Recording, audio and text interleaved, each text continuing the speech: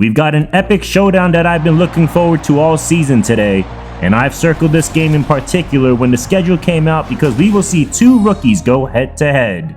This is more than a game, it's the clash between two rising stars and potential franchise quarterbacks.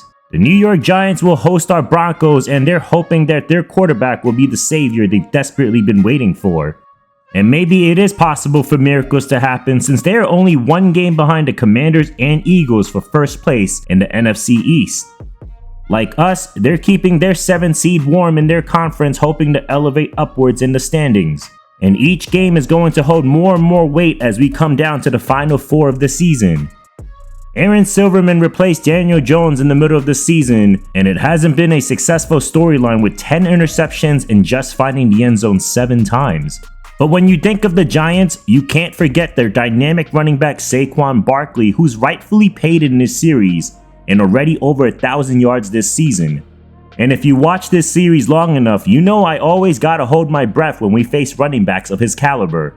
The Giants' leading receiver in yards is Jalen Hyatt, who will miss this game, and there aren't any options beyond him that pose a real threat for our defense. But the former Bronco Jerry Jeudy might have a bit more motivation in this one after we shipped him to New York, so could he prove us wrong today? Defensively, Dexter Lawrence will be the guy to watch out for. He's got 6 sacks on the season, and I would make an argument that he's a top 3 defensive tackle in the league in real life. You got Chris Jones, maybe Quinnen Williams, and Sexy Dexy, but you can feel free to debate me in the comment section. Broncos will be without Brandon Glover again, this time missing it due to a dislocated shoulder in practice. And I would say that's a huge loss, but he has not had the similar season to his rookie year, and he won't be able to improve on that today.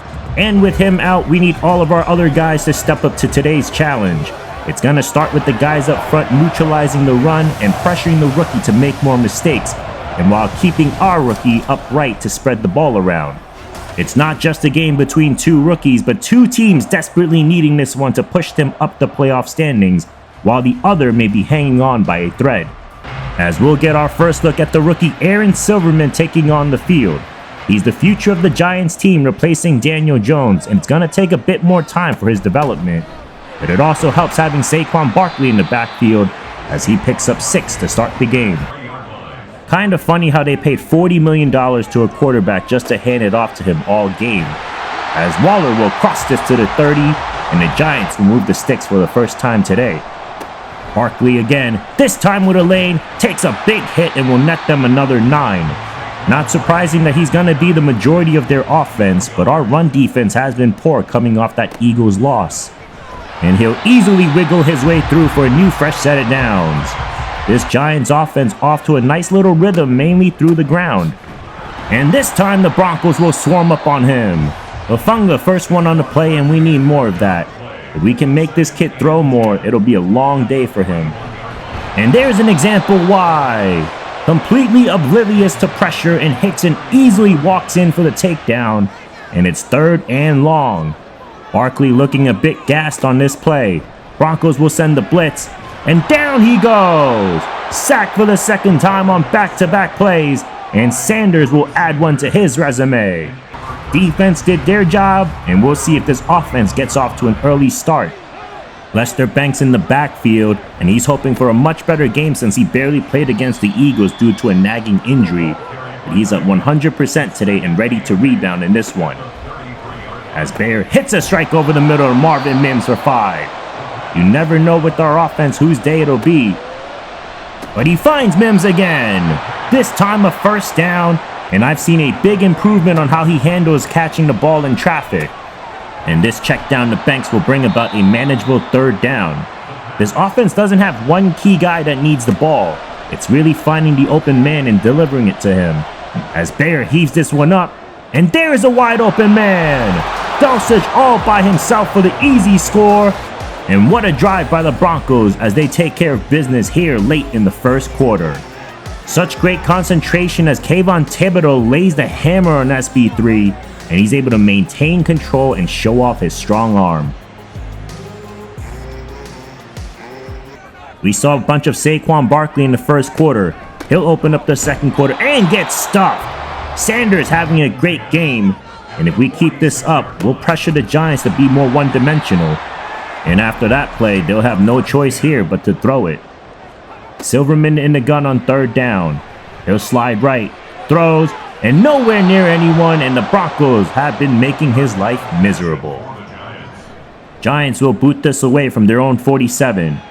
And this high kick is left alone and bouncing into the end zone for a touchback and the return of Bayer to add to his impressive season.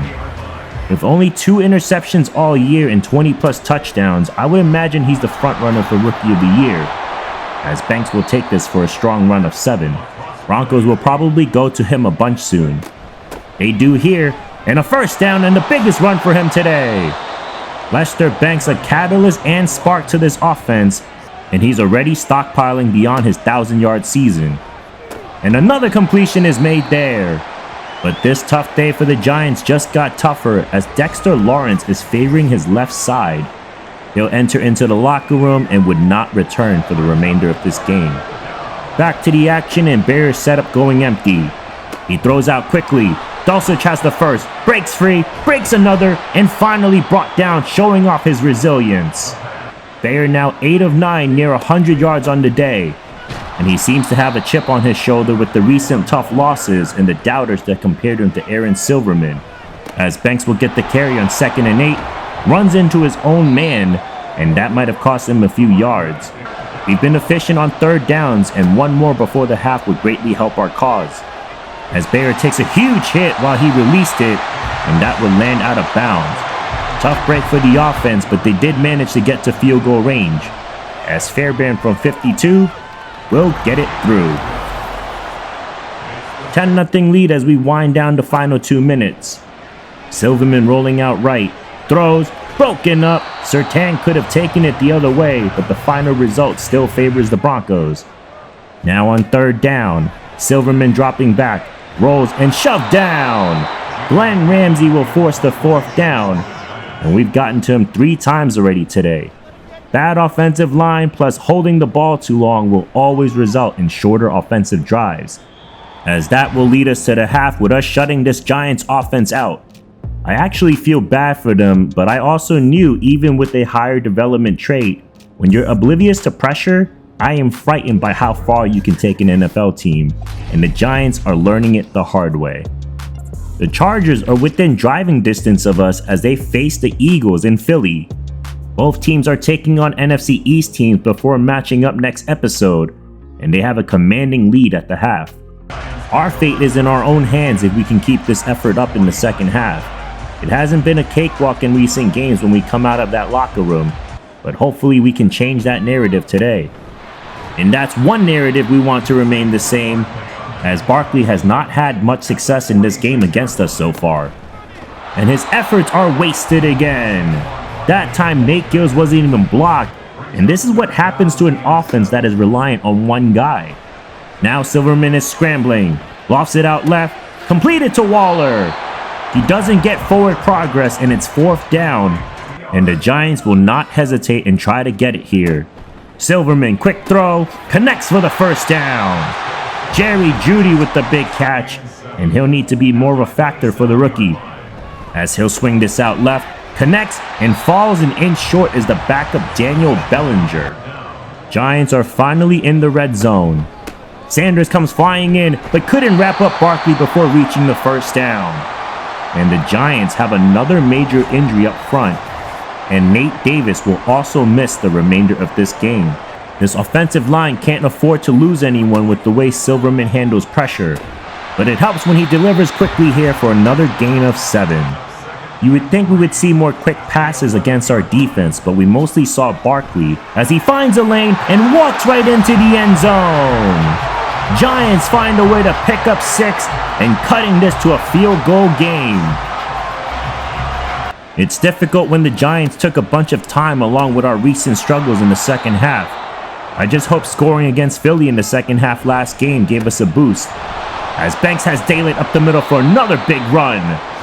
He's been underutilized today with how much success we've had through the air in this game. As Bayer will find Mims on the outside, stretching out and still just an inch shy of the marker, but a heads-up play to get as much as he can. Bayer will launch from the play fake, almost picked off. Unfortunate ending to this drive, and our second half offense remains stagnant. Giants will see if their offense can tie or take the lead, as Hufanga is in on that pass breakup. I'm sure we'll see them use Saquon soon, but this pass is intercepted! Tony Colvin with space and carries this inside the 10. Number 4 on the year for the 20-year-old rookie, and they finally force Silverman to make the mistake we've been waiting for. Now Banks taking this out wide, hit and right before reaching the goal line. Unlucky there to come so close yet so far. A bit more insurance with 2 running backs in the backfield. They trust it with Dobbins. Left side, dives, touchdown! J.K. Dobbins has his 3rd, and back to a more comfortable 10-point lead.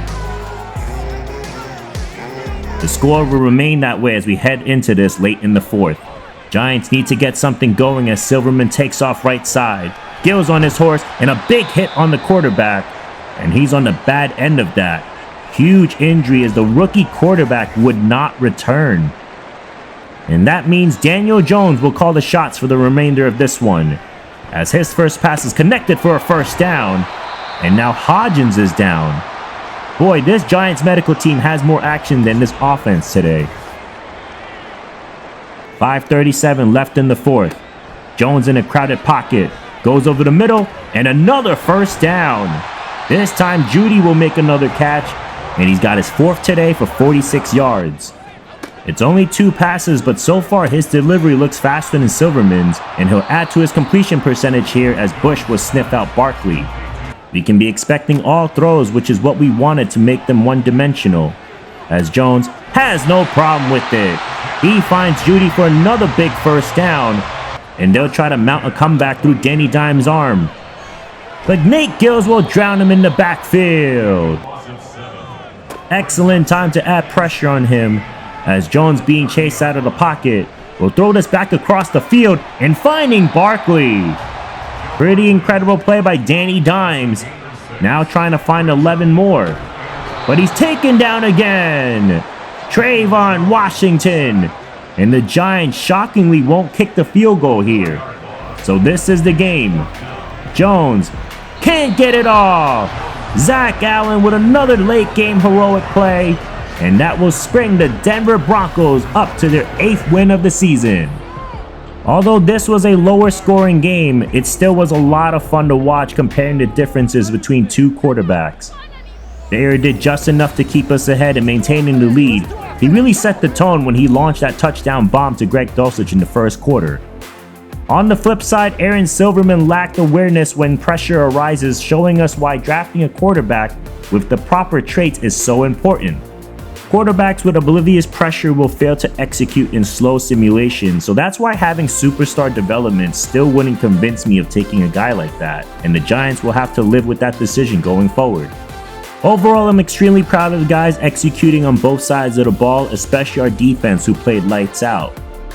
As this game wrapped up quickly, I want to take a moment for some updates and announcements about the channel.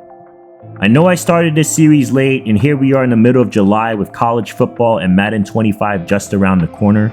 The reason for launching this channel when I did was to get it off the ground and produce as many videos as possible before the new Madden release.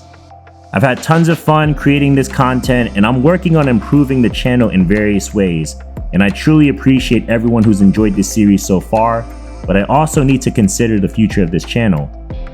I haven't played far enough to know exactly the outcome of this series, but this might be the last season I do with the Broncos franchise, so I can fully focus on the next team I'm rebuilding in Madden 25.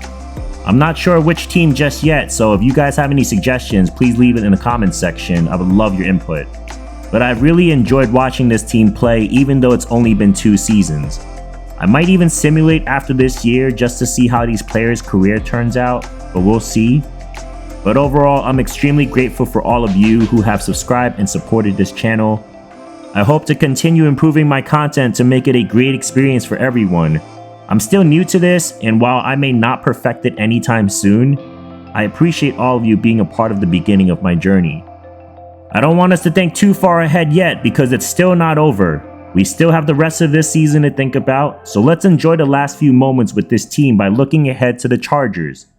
Lester Banks played a vital role in our victory over the Chargers in the first matchup in Week 4, and Kendrick Whitworth also led the team in catches in that game. Oh, how much has changed since that game. Banks, believe it or not, is currently slumping. He's had only one 100-yard game in the last 4 weeks. Meanwhile, Kendrick Whitworth is so up and down, it was exciting to watch him find the end zone against the Eagles, but then he just puts up another stinker like he did against the Giants today. These two will be the key guys if we want to beat the Chargers in what is the game of the year, because we would much rather have the 5th seed over the 6th, which would result in us facing the Ravens if the season ended today. And that'll come down to these final 3 games, and I can't wait for it.